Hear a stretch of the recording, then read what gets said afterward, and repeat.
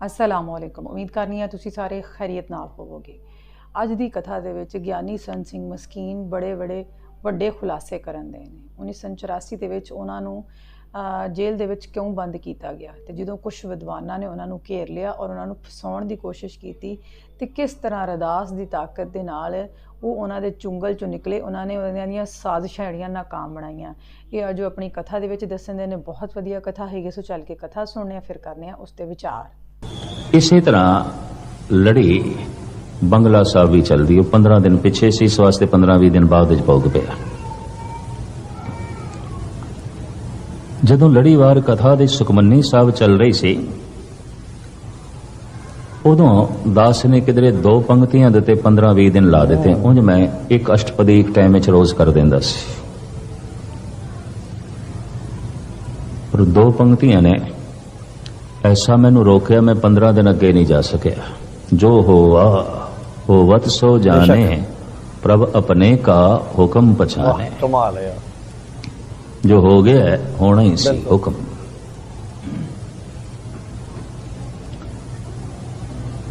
अद की ये पिछले साल की गल है।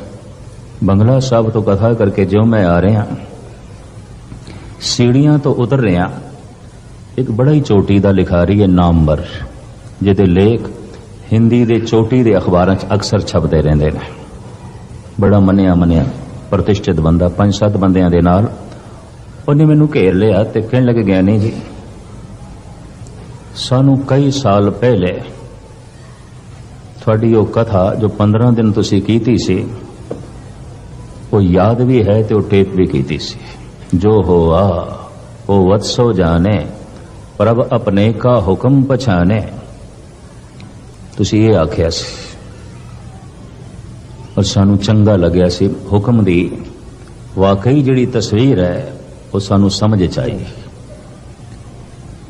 पर हुण 84 और 83-84 2 सालां दे तुसी सारे देश भ्रमण करके आख्या जो होया है कौम नाल नहीं होना चाहिए सी। जो होया है ये गलत होया है और इस कहने नाल थानू सजा भी मिली, थोड़े ते केस भी बने। कहंदे ये दोरंगी साडी समझ च नहीं आई थोड़ी। उदों कहंदे सी तुसी जो होआ वो वत्सो जाने, जो हो गया होना ही सी। फिर सार बल देश का भ्रमण कर करके आखदे रहे जो होया है गलत होया है, ये सही नहीं होया। मैनू कहने लगे 15 दिन की थोड़ी कथा ठीक सी या ये ठीक है? पहले ये फैसला करके सानू दस दो, असीं ओ मन लईए।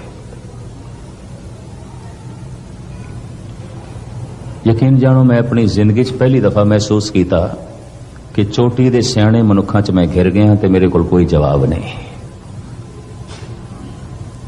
वाकई मैं आख्या सी जो होया है गलत होया है, सही नहीं होया। और 15 दिन मैं ये भी कथा की सी। उस तो अगे फिर प्रकरण बदल गए सन कि जो होआ होवत सो जाने, प्रभ अपने का हुक्म पछाने। जो हो गया है तो होना ही सी, हुक्म है। तो जो हुक्म नू समझ लेंदा है, परमात्मा नू समझ लेंदा है। कहो नानक जिन हुक्म पछाता, प्रभ साहिब का तिन भेद जात। उसने परमात्मा दा भेद जान लिया, उदे राज नू समझ गया। जिसने हुक्म नू समझ लिया तो हुक्म नू मन लिया। उन्होंने हाथ दे कागज भी सन, मेरे बोल नोट भी करना चाहते सन। तो मैनू ये भी पता सी कल नू इन्होंने छाप भी देने ने। तो मैनू घबराहट भी हुई। मैनू कहन लगे असी कोई लंबी चौड़ी थोड़े नाल गल नहीं करनी, एने वो जो 15 दिन तुसी कथा की सी वो ठीक है या हुण तुसी जिहड़ा बोले हो ये ठीक है? बस एने असी जानना चाहते हैं, होर कुछ नहीं। क्योंकि दोवें मुखालफ ने। उदों तुसी आख्या सी जो हो जाता है, जो हो गया है ये होना ही सी, हुक्म है। ते हुण तुसी आख्या जो हो गया है ये गलत होया है, ये सही नहीं होया। कहते तुसी ओही हो, जबान थोड़ी ओही है, पर बोल एक नहीं ने। तुसी दसो वो ठीक सी या ये? आखिर दोवां च कोई एक ठीक हो सकता है, क्योंकि दोवें मुखालफ गल्लां ने, दोहां दा आपस दे संगम नहीं है। शायद उसे दिन ही मैनू पता चलिया कि अरदास किस नूं कहंदे ने, तो मैं उपरे ढंग नाल ही अरदास कीती होनी है। जद कीती होनी उस दिन दिल चों निकली, मैं कि हे गुरु हरकृष्ण जी, तेरी चौखट ते मैं खड़िया ते तूं ते गुंगे दे सिर ते छड़ी रख के उहदे कोल गीता दे अर्थ करा लए सन। ऐ बड़े चोटी दे विद्वान ने ते मैं फस गया, अपने कोल जवाब नहीं बनता। ते जे जवाब ना बनया तो पातशाह मैं तेरे दर दा झाड़ू बरदार तेरी गल सुनाना। अज मेरी लज्जा रखनी है, इन्हां कोल मैं अज सुरखरू होना चाहिए, अज बेइज्जत नहीं होना चाहता। अरदास कितनी गहरी जा सकती है ये मैनू उस दिन पता चलिया, उंज नहीं। जिंदगी भावें मेरी सारी लंघ गई सी। कोई जब तब इतना गहरा नहीं जाता, कोई साधना इतनी गहरी नहीं जाती जितनी गहरी अरदास चली जाती। शायद इसे वास्ते ही गुरु का हुक्म है अरदास तो लाजमी करनी है, अरदास दे शामिल होना है। अंदरों अरदास निकली, मैं कि महाराज वो छड़ी जरा इधर भी फेर दे, अपने कोल जवाब नहीं है। तो जे मैं एक कबूल करदा तो एक ते झूठ हो गया, तेरे दर दा झाड़ू बरदार ते साबित हो गया झूठ बोलदा, गलत बयान नहीं करदा। यकीन जानो मैं पहली दफा देखा अरदास कबूल होई। इकबाल ने किसी वक्त किया सी, दिल से जो बात निकलती है असर रखती है, पर नहीं ताकते परवाज मगर रखती है। मैं उन्होंने गरज के आख्या, मैं दोवें जो आख्या ठीक आख्या, उदों भी ठीक आख्या सी, हुण भी ठीक आख्या।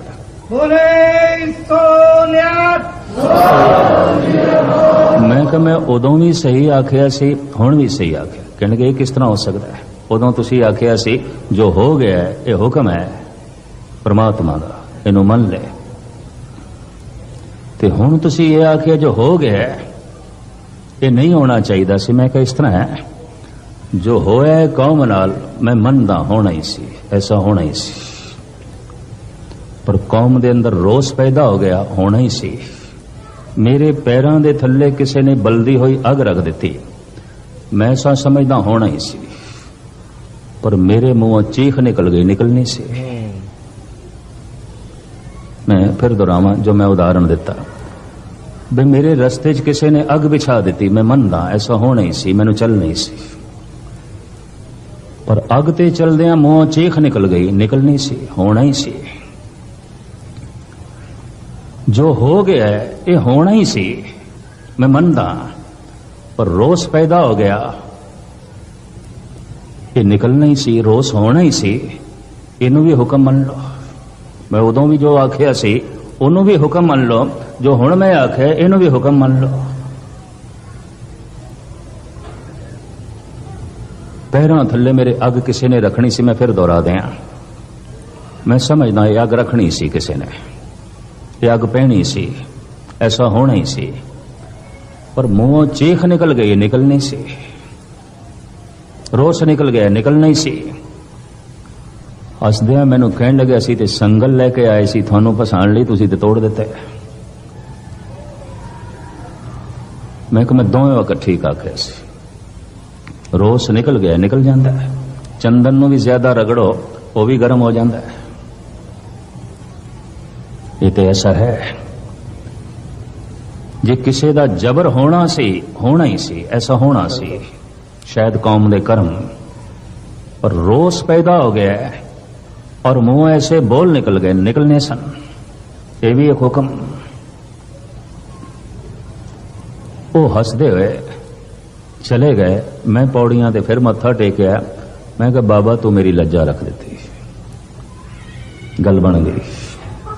जो हुआ वो वत्सो जाने, प्रभ अपने का हुक्म पछाने, तत्ती तवी ते बैठना सी धन गुरु अर्जन देव जी महाराज ने, कहते हुक्म, पर 6वें रूप ने तलवार खिंच ली, हुक्म।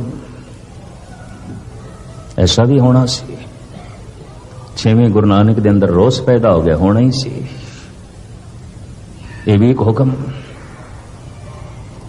ये उस वक्त दे जहांगीर नू भी कबूल ना होया, उन्हें 6वें पातशाह नू पकड़ के ग्वालियर दे किले दे कैद कर दिता सी। ये नहीं कबूल होंदा सताधारी नू, ऐसा सिलसिला जो है चले आ रहा है। तो क्रांति का रंग भरिया धन गुरु हरगोबिंद साहब जी महाराज ने उन्होंने पेरी दे नाल मीरी नूं जोड़ दिता। उसने उन्हां दी देन, जैसे भाई साहब भाई नंद लाल कहंदे ने, अक्सर देखे ने जिहड़े बादशाह ने केवल बादशाह होंदे ने, दरवेश नहीं होंदे, और जिहड़े दरवेश होंदे ने केवल दरवेश होंदे ने, बादशाह नहीं होंदे। पर नंद लाल कहंदे जद मैं गुरु गोबिंद सिंह जी नूं वेखदा, हक हक अंदेश गुरु गोबिंद सिंह, बादशाह दरवेश गुरु गोबिंद सिंह। ये ते बाहरों बादशाह अंदरों दरवेश है। धन गुरु हरगोबिंद साहब जी महाराज ने मोतियां दी माला पहन लई, सीस ते कलगी ला लई, घोड़ियां दी असवारी, हुक्मनामे जारी कर दिते। आइंदा तो सिख जो नजराना मैनू भेंट करन शस्त्र लिया।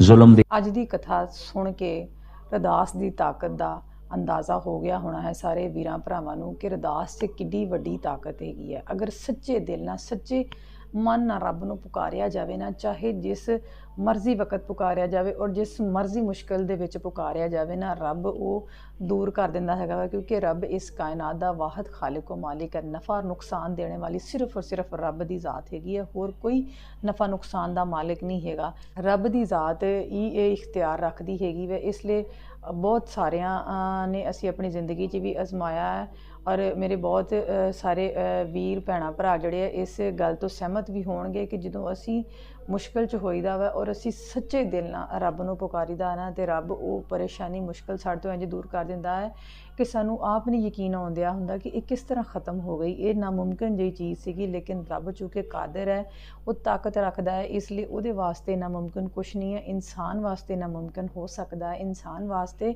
ਜਿਹੜੀਆਂ ਵਾ ਉਹ ਹੱਦਬੰਦੀਆਂ ਹੋ ਸਕਦੀਆਂ, ਲੇਕਿਨ ਰੱਬ ਜਿਹੜਾ ਕਿ ਇਸ ਕਾਇਨਾਤ ਨੂੰ ਬਣਾਉਣੇ ਵਾਲਾ ਹੈ, ਉਹਦੇ ਵਾਸਤੇ ਕੁਛ ਵੀ ਨਾਮੁਮਕਿਨ ਨਹੀਂ ਹੈਗਾ। ਸਿਰਫ ਉਹਦੀ ਬਾਰਗਾਹ ਦੇ ਵਿੱਚ ਜਦੋਂ ਅਸੀਂ ਸੱਚੇ ਦਿਲ ਨਾਲ ਪੁਕਾਰੀਦਾ ਨਾ ਉਹਨੂੰ, ਫਿਰ ਸਾਡੀ ਅਰਦਾਸ ਕਦੀ ਵਾਪਸ ਨਹੀਂ ਆਉਂਦੀ। ਹਦੀਸ ਸ਼ਰੀਫ ਦੇ ਵਿੱਚ ਵੀ ਹੈਗਾ ਹੈ ਕਿ ਜਦੋਂ ਬੰਦਾ ਰੱਬ ਕੋਲੋਂ ਮੰਗੇ ਤੇ ਇਹ ਨਾ ਕਵੇ ਕਿ ਅਗਰ ਤੂੰ ਚਾਹਵੇਂ ਤੇ ਮੈਨੂੰ ਅਤਾ ਕਰ ਦੇ, ਬਲਕਿ ਪੂਰੇ ਯਕੀਨ ਨਾਲ ਮੰਗੇ ਕਿ ਮੈਂ ਤੇਰੇ ਕੋਲ ਮੰਗਣਾ ਔਰ ਤੂੰ ਹੀ ਦੇਣਾ ਹੈ, ਤੇਰੇ ਸਿਵਾ ਕੋਈ ਨਹੀਂ ਹੈ। ਜਦੋਂ ਇਸ ਯਕੀਨ ਨਾਲ ਮੰਗੀਦਾ ਹੈ ਨਾ, ਤੇ ਫਿਰ ਯਕੀਨਨ ਜਿਹੜੇ ਫਰਿਸ਼ਤੇ ਆ ਉਹ ਆਮੀਨ ਕਹਿੰਦੇ ਹੈਗੇ ਆ, ਔਰ ਰੱਬ ਉਸ ਬੰਦੇ ਦੀ ਅਰਦਾਸ ਕਦੀ ਵਾਪਸ ਨਹੀਂ ਮੋੜਦਾ ਹੈਗਾ। ਔਰ ਦੂਸਰੀ ਚੀਜ਼ ਇਹ ਕਿ ਅੱਗੇ ਵਧੋ, ਲੇਕਿਨ ਦੂਸਰਿਆਂ ਨੂੰ ਪਿੱਛੇ ਸੁੱਟ ਕੇ ਉਹਨਾਂ ਨੂੰ ਨੁਕਸਾਨ ਪਹੁੰਚਾ ਕੇ ਅੱਗੇ ਨਾ ਵਧੋ, ਬਲਕਿ ਅਗਰ ਹਮੇਸ਼ਾ ਦੀ ਕਾਮਯਾਬੀ ਚਾਹੁੰਦੇ ਇਹ ਔਰ ਸਫਲਤਾ ਚਾਹੁੰਦੇ ਇਹ, ਤੇ ਫਿਰ ਜਿਹੜੇ ਆਪ ਤੁਹਾਡੇ ਨਾਲ ਵਾਲੇ ਆ ਉਹਨਾਂ ਨੂੰ ਨਾਲ ਲੈ ਕੇ ਚੱਲੋ। ਉਹਨਾਂ ਨੂੰ ਧੋਖਾ ਨਾ ਦੇਵੋ, ਦਗਾ ਨਾ ਦੇਵੋ, ਉਹਨਾਂ ਦੇ ਕਿਤੇ ਵੀ ਉਹਨਾਂ ਦੇ ਨਾਲ ਬੇਈਮਾਨੀ ਨਾ ਕਰੋ।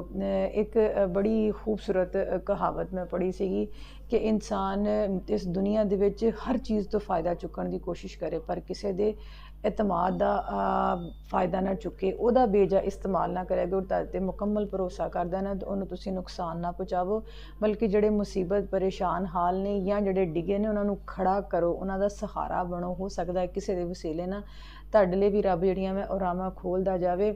ਦੂਸਰਿਆਂ ਨੂੰ ਸੁੱਟ ਕੇ ਜਾਂ ਦੂਸਰਿਆਂ ਨੂੰ ਨੁਕਸਾਨ ਪਹੁੰਚਾ ਕੇ ਜਿਹੜਾ ਅੱਗੇ ਵਧਣਾ ਹੁੰਦਾ ਵਾ ਉਹ ਵਕਤੀ ਕਾਮਯਾਬੀ ਹੁੰਦੀ ਹੈ, ਹਮੇਸ਼ਾ ਦੀ ਕਾਮਯਾਬੀ ਨਹੀਂ ਹੁੰਦੀ। ਔਰ ਇਸ ਤਰ੍ਹਾਂ ਦੀ ਕਾਮਯਾਬੀ 'ਚ ਸਕੂਨ ਨਹੀਂ ਮਿਲਦਾ, ਬਲਕਿ ਪਰੇਸ਼ਾਨੀ ਜਿਹੜੀ ਹੈ ਉਹ ਜ਼ਿਆਦਾ ਹੁੰਦੀ ਹੈ। ਵਕਤੀ ਤੇ ਇਨਸਾਨ ਦੀ ਫਤਹ ਹੁੰਦੀ ਹੈ, ਲੇਕਿਨ ਅੰਦਰੋਂ ਉਹਨੂੰ ਬੇਚੈਨੀ ਲੱਗੀ ਹੁੰਦੀ ਹੈ, ਉਹਨੂੰ ਕੋਈ ਵੀ ਚੀਜ਼ ਸਕੂਨ ਨਹੀਂ ਦੇਂਦੀ ਹੁੰਦੀ, ਕਿਉਂਕਿ ਇਨਸਾਨ ਹਰ ਚੀਜ਼ ਆਪਣੇ ਐਸ਼ ਇਸ਼ਰਤ ਵਾਸਤੇ ਕਰਦਾ ਹੈਗਾ, ਤੇ ਜੇ ਐਸ਼ ਇਸ਼ਰਤ ਹਾਸਲ ਕਰਕੇ ਵੀ ਉਹਨੂੰ ਸਕੂਨ ਨਹੀਂ ਮਿਲਿਆ ਤਾਂ ਉਹ ਸਾਰੀਆਂ ਚੀਜ਼ਾਂ ਉਹਦੇ ਵਾਸਤੇ ਬੇਮਾਇਨੀ ਹੈ। ਤੇ ਜੇ ਝੌਂਪੜੀ ਵਿੱਚ ਹੀ ਸਕੂਨ ਹੈ ਨਾ, ਕੰਮ ਵਸਾਇਲ ਹੋਣ ਦੇ ਬਾਵਜੂਦ ਵੀ ਸਕੂਨ ਹੈ, ਤੇ ਉਹਦੇ ਵਰਗੀ ਮੌਜ ਕੋਈ ਨਹੀਂ ਹੈਗੀ। ਬਸ ਅੱਗੇ ਇਹੀ ਅਰਦਾਸ ਹੈਗੀ ਹੈ ਕਿ ਰੱਬ ਸਾਡੇ ਸਾਰਿਆਂ ਉੱਤੇ ਆਪਣੀ ਮਿਹਰ ਰੱਖੇ ਤੇ ਸਾਨੂੰ ਚੜ੍ਹਦੀ ਕਲਾ ਦੇ ਵਿੱਚ ਰੱਖੇ। ਵੀਰੋ ਅੱਜ ਦੀ ਵੀਡੀਓ ਤੁਹਾਨੂੰ ਕਿੰਝ ਲੱਗੀ ਹੈ ਕਮੈਂਟ ਕਰਕੇ ਲਾਜ਼ਮੀ ਦੱਸਿਓ। ਰੱਖਿਓ ਆਪਣਾ ਢੇਰ ਸਾਰਾ ਖਿਆਲ। ਮਿਲਾਂਗੇ ਅਗਲੀ ਵੀਡੀਓ ਦੇ ਨਾਲ। ਅੱਲਾ।